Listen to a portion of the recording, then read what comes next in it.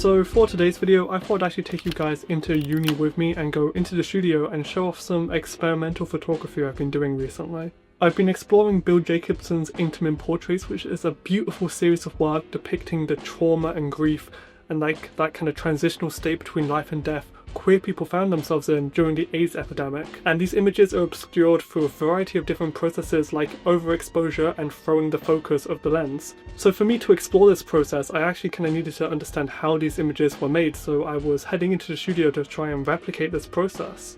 I'd be shooting on my Nikon F2 with the Nikon 50mm f2 and using Kenmare 400 as my film stock. My idea for the shoot was to make a composition and then bracket the exposure maybe like 4 different times to kind of test the overexposure and focus we see in Bill Jacobson's work, which would result in a pretty technical looking contact sheet showing, the images slowly losing focus and clarity. I had done a test shoot, semi-similar to this the week before, so I'd be using some of those images as reference and going off that kind of base there. My studio setup was going to be pretty basic, just a basic white backdrop and using 2 overhead lights with a softbox on them. If you look at Jacobson's work, he's clearly used flash, but he's not used a fill-in flash on the under eyes. As you can see, there's a shadow cast by the definitions on the person's face. And this is definitely intentional because it creates a depth and some contrast in the face while also remaining very obscured and softly focused still. It's very careful, delicate blend of both technical lighting to expose the subject, but also still to have some of those characteristics you see with normal kind of gentle studio lighting. So for my recreation, I wasn't actually going to use the flash whatsoever and just used the kind of ambient lighting created by the softboxes. I acquired a head for my model, that being Doris the mannequin's head. This mannequin we just have around uni for stuff like this, and she'd be making a perfect stand-in for my model for this shoot. And with all my equipment ready, I began to set up my first shot.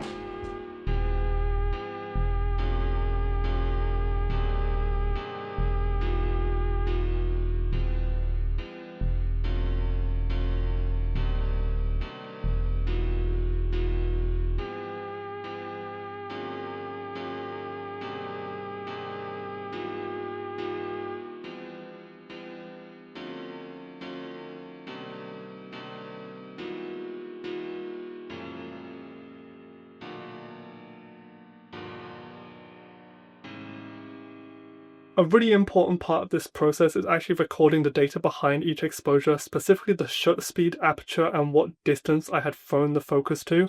Assigning each exposure or this data is incredibly useful when deciding which is the ideal process for this photography. And with all my data and graphs set up ready, I decided to take my first 4 exposures.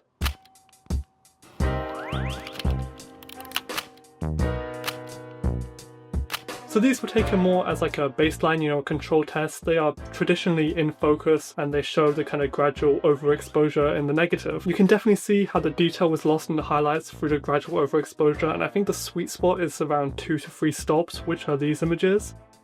For my next set of exposures, I kept the same composition but threw the focus to 0.6 meters, and it created these kind of more softly focused images, which I like, but I don't really think I'm fucking with the composition. It feels a little tight and crowded, and the lighting is definitely a bit too soft and obscuring the line between what is the model and studio, which I guess at some point is kind of the point of what we're trying to do here. We are obscuring and blurring the lines between the model and the studio, but I think it's being done a bit too much in this example. I switched the composition to this one of Doris's back, again taking inspiration from one of Bill Jacobson's images. I don't know, I must be clapped or something. I took all of these in focus when that isn't the point of this shoot whatsoever. So these are just mid. They're not actually mid, they're not actually bad. I actually really like this image in particular. It was shot at 1/8 of a second, and I think if it was just like a bit out of focus, it would have been a really strong image.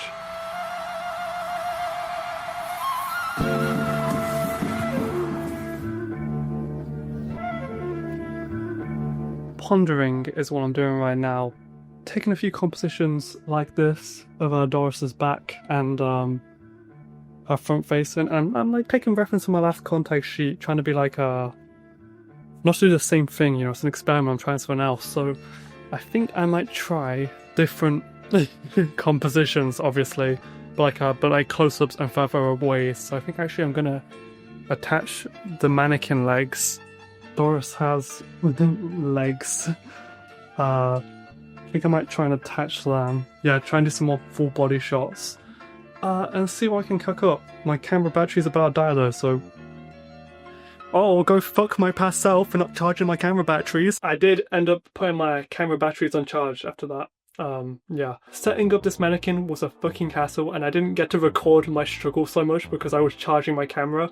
But I eventually got it sorted and I positioned her in the studio. For the first 3 compositions, I settled on a more waist-up portrait, focusing on the front and the back of the model. I don't really like these front-facing ones too much. Ironically, they look too much like a mannequin.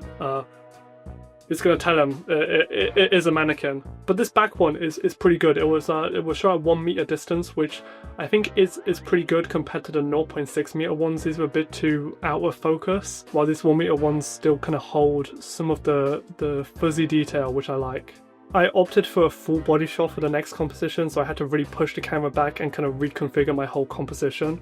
I spent quite a bit of time playing with the mannequin's pose, really tilting Doris's head and moving her arms to kind of make her look more fluid and less mannequin-like. And I really wanted to hone in and make sure this composition looked good, setting the focus at 0.6 meters again, which at this distance from the model really obscured the image. It looks good, I really like how it looks, but it's maybe a little bit too obscured, so I kind of opted for my next set of compositions to be at 4 meters.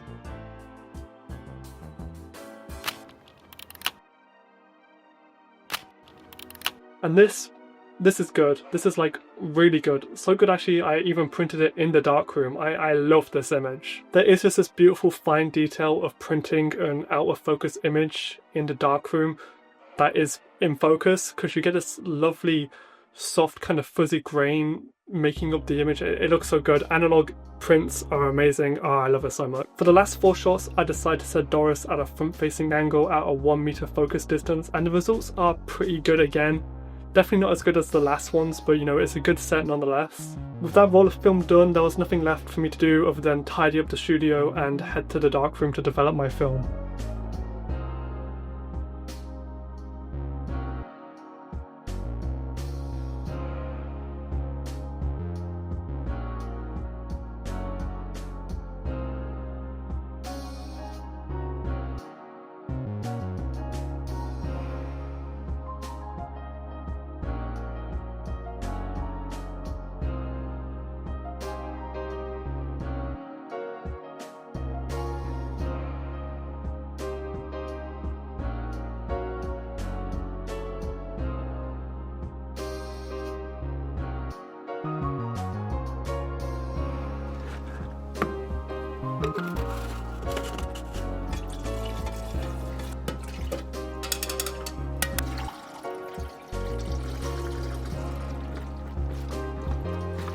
Once finishing developing, I colored my negatives and made this contact sheet in the darkroom.